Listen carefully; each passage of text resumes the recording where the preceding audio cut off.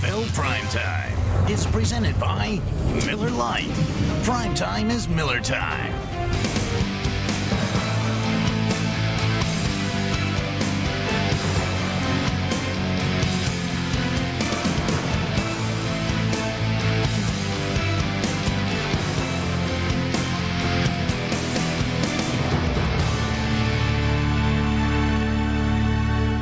Welcome, everybody, to NFL Primetime. Chris Berman along with Tom Jackson. An epic game. We waited seemingly 4 days through these playoffs. An epic game with the team of the season involved on what they hope would be the start of their postseason journey, Tom. Yeah, and we have all these trends. We go by the numbers. The home teams are going to do this and that. A couple of surprises. Some big surprises. Some teams on the road saying, we don't care. And the Indianapolis Colts, the story of the season for 4 months. Would they be the story of the season in this 5th month, which would be, of course, the postseason? The Colts began the year at 13-0, had everything their way. Peyton Manning and company at home field. Meanwhile, Ben Roethlisberger and company were 7-5 at one point at Pittsburgh. But they're the hot team, and they came out throwing. The Steelers came out throwing. Somebody said it this morning to Heath Miller for 36 yards, and from the 6, Roethlisberger to Antoine Randall. Very smooth 7-0 lead first drive, Tom. Yeah, the Pittsburgh Steelers changed the game plan for this game. Well, the Colts come back, but the Steelers defense, they were changing the Colts game plan. That's Chris Hope breaking it up. 3 and out, Peyton Manning and the Colts. Second possession, Indy on 3rd and 7. This time Manning time in the pocket. But, well, you know, a lot of things have been going on for the Colts. Rust, they're not going to say, hey, we weren't rusty, but they looked a little out of sync, put it that way. Meanwhile, in sync was Roethlisberger to Hines Ward, 45 yards. That's a 3rd and 10 completion. And Nick Harper, who was quite a story, questionable, although he actually played very well. A stab wound allegedly applied by his wife, and he was in and out of the game. Yeah, hurt his knee, but he would return. Meanwhile, into the end zone is Miller. Roethlisberger to Heath Miller, touchdown, 14-0 to the chagrin of Tony Dungy and the happiness of El Car. Steelers putting a lot of pressure. Tom, they had 5 sacks. Yeah, Kimo Von Ohoffen coming up the middle of the football field, putting pressure on Manning, and then James Ferrier off that edge, coming around the corner. You take a look at this replay. Just watch as he's coming. The guard is coming outside. We call this dual protection. Just couldn't get there quick enough for a linebacker like James Ferrier. And a lot of times it wasn't all blitzing. Steelers enjoying a 14-0 lead. And now second quarter, Colts at their own 17-yard line. Indy finally gets it going. Play action. It's Dallas Clark on a couple of big passes today.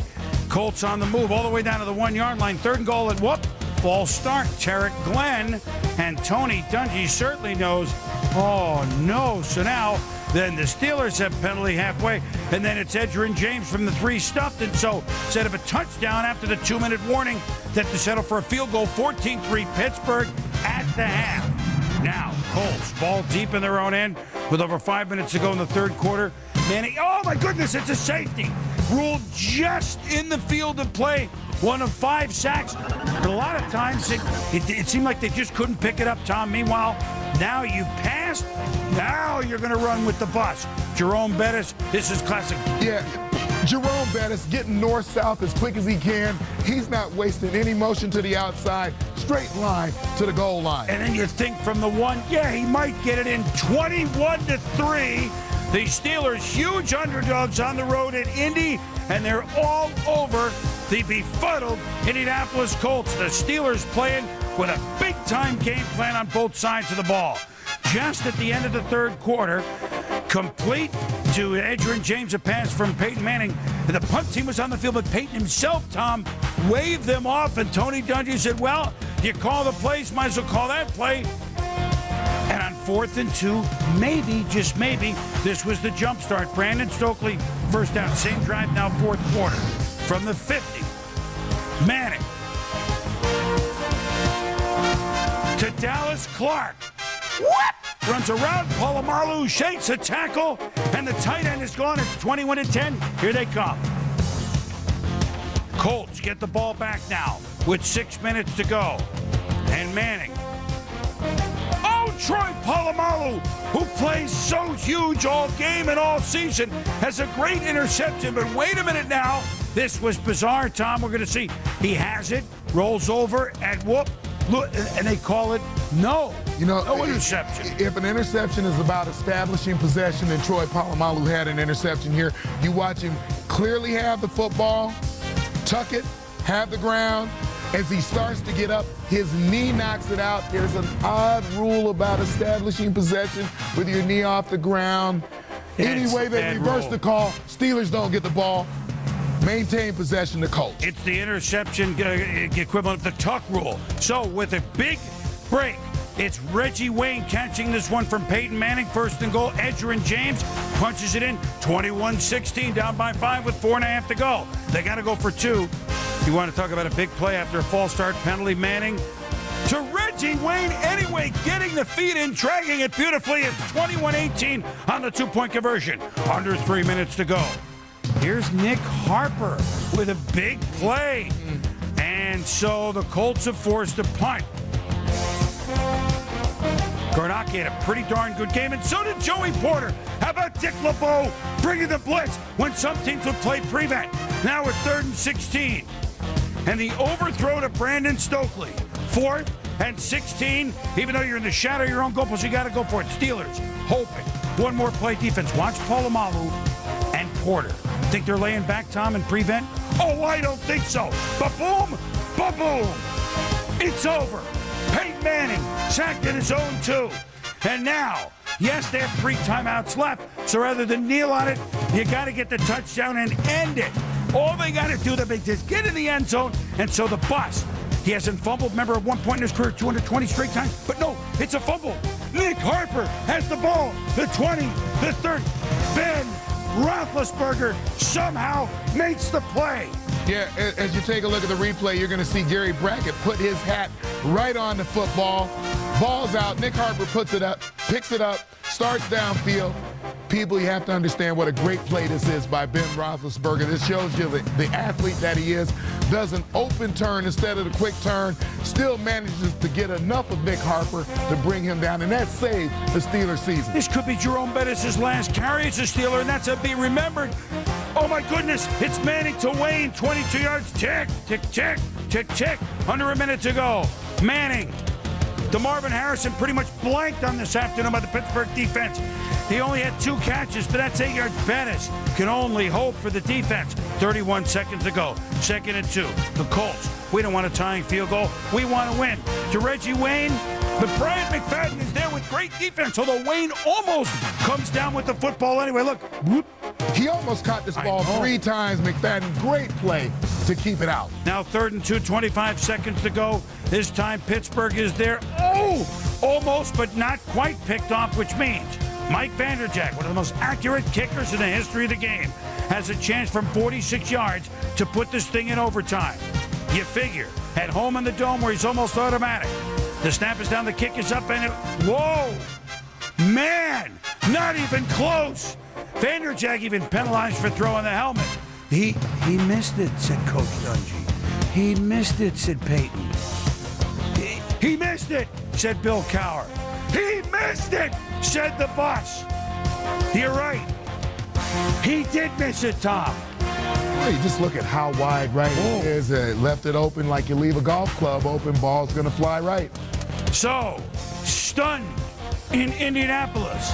Thrilled in Pittsburgh. Relief for the bus.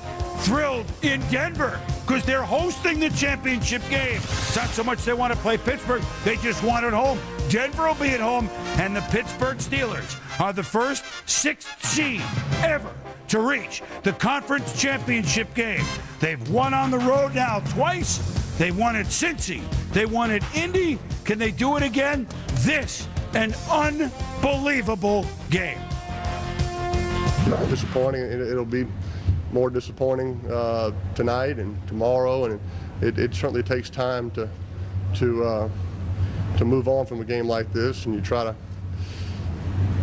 make your peace with the football gods, and be able to move on and get ready for next season. It's very disappointing right now. We'll get a chance to look back and reflect a little bit as we have some time off. But again, I'm proud of this team. They handled every trial that came upon them. I really thought the Lord's hand was on this team, and we got some special guys. and I'm very proud of them. I'm somewhat in shock that I'm standing here after a missed field goal. I never thought in a million years I would have missed it, so I'm not sure what happened, but obviously it didn't go in. We came in and made more plays today. We were fortunate, you know, and it took us to play a complete game, and we played very close to a complete game today to beat that team. That was a mistake by my part. It should never happen, and I let my team down. They bailed me out. Once in a blue moon, Jerome fumbles, and once in a blue moon, I'm going to make that tackle. So, unfortunately, it happened both at the same time. None of you guys, anyone thought we could win this game except for the guys in that locker room. And we knew if we wanted a chance to come out and win, we had to come out firing. We had to come out smoking and on all cylinders. I mean, that's a good football team, but they don't play our style of football. We play physical, smash-mouth football, and I told y'all all week, man. I'm trying to be a good teammate here. Let's just say we had some problems in protection. But like I said, I'll give Pittsburgh credit for their blitzes and their rush. Those guys rushed, but we did have some protection problems. Well, look, first things first, on the Colts, an unbelievable season. There are 5 teams that started 12-0 or better in the history of the NFL. The other 4, 3 of them went on to win the Super Bowl. The 4th one, the 34 Bears, lost the NFL Championship. So the fact, just by number, Tom, that these Colts, who were the story of the year. Absolutely. That the fact that they don't even get into the Super Bowl is a stunner. Hats off to the Steelers.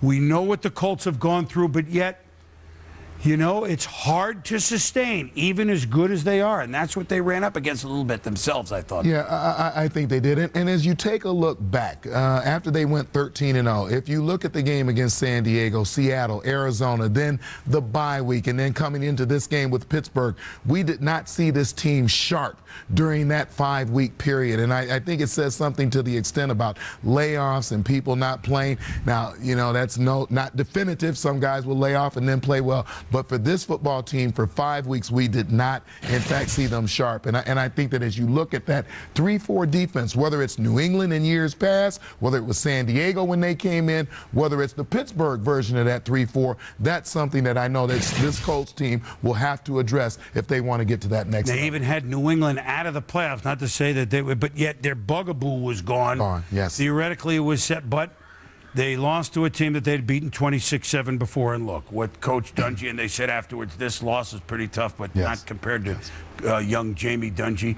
And with Nick Harper, there were lots of things that came in. It'll be a head-scratcher for a while, but they had a wonderful season. But it's the Steelers moving on. Yes. Congratulations to Bill Cowher. Congratulations. Bill Cowher now is in his, his 6th championship game in his 14 years. Admittedly, he's gone 1-4 thus far, but Dick LeBeau's defense, Ken Wisenhunt, they really had the thinking done out there. They were sharp with a plan. But those games were at home. I thought that they might play better on the road where they don't feel that pressure of, boy, we should be winning. People expect us to win. I think they like that position of, boy, nobody believes that we can do this. And the thing I loved about them, they started aggressive. They stayed aggressive offensively and defensively today. That was important for them. And aggressive but under control.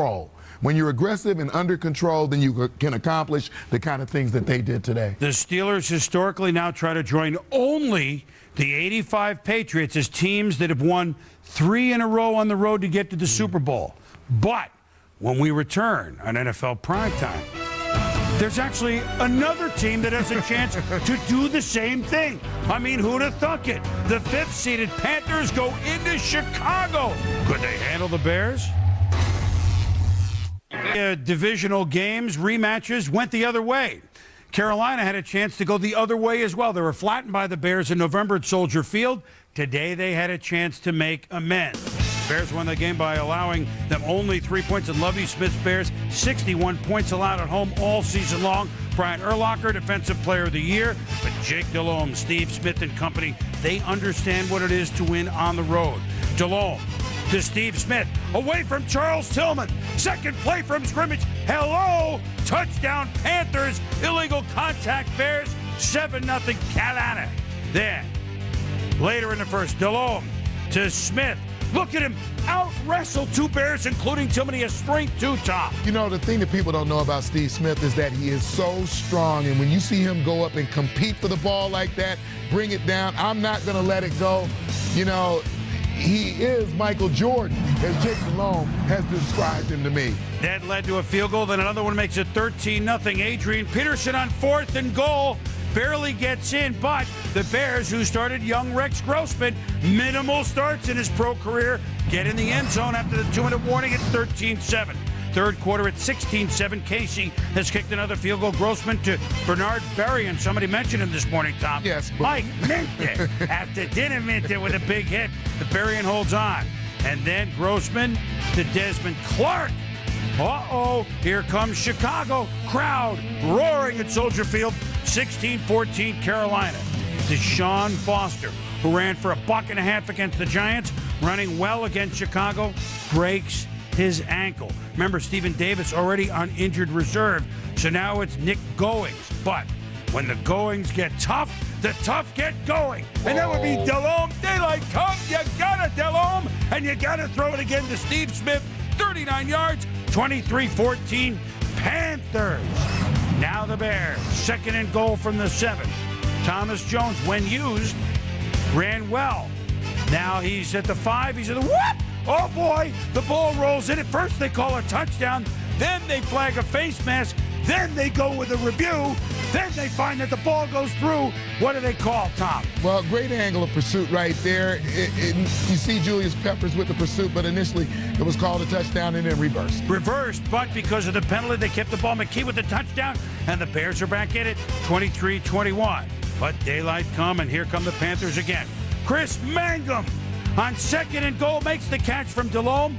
John Kasay misses the extra point, so it's an 8, not a 9-point lead. So Chicago, a one-possession game. The play ran out, but nobody saw it. The Bears wish they did because Ken Lucas picks it off. Boy, those corners, the DBs played so well against the young Grossman. The Bears do have one more chance. Grossman on 4th and 1 from the 45. Incomplete to ex-Panther Muhsin Muhammad. John Fox and company win again on the road. They did it twice 2 years ago, getting to the Super Bowl, and they've done it twice now.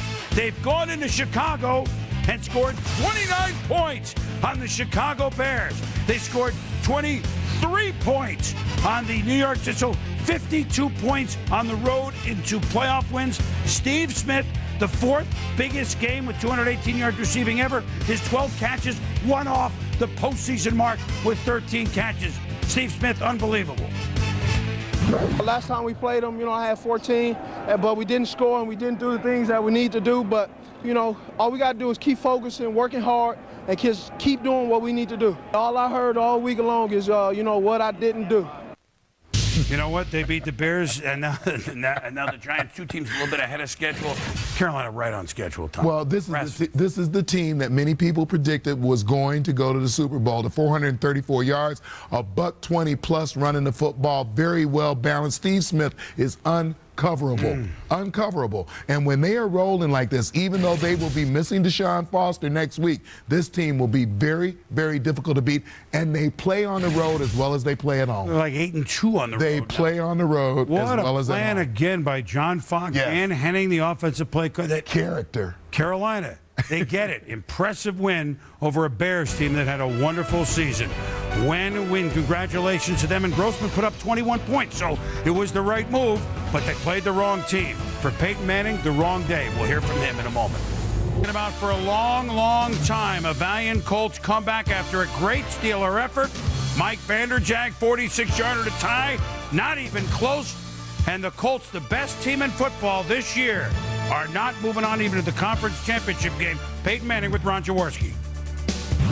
Home field advantage, a winning streak of 13 games in the regular season. And how frustrating is this? Certainly disappointing, Ron.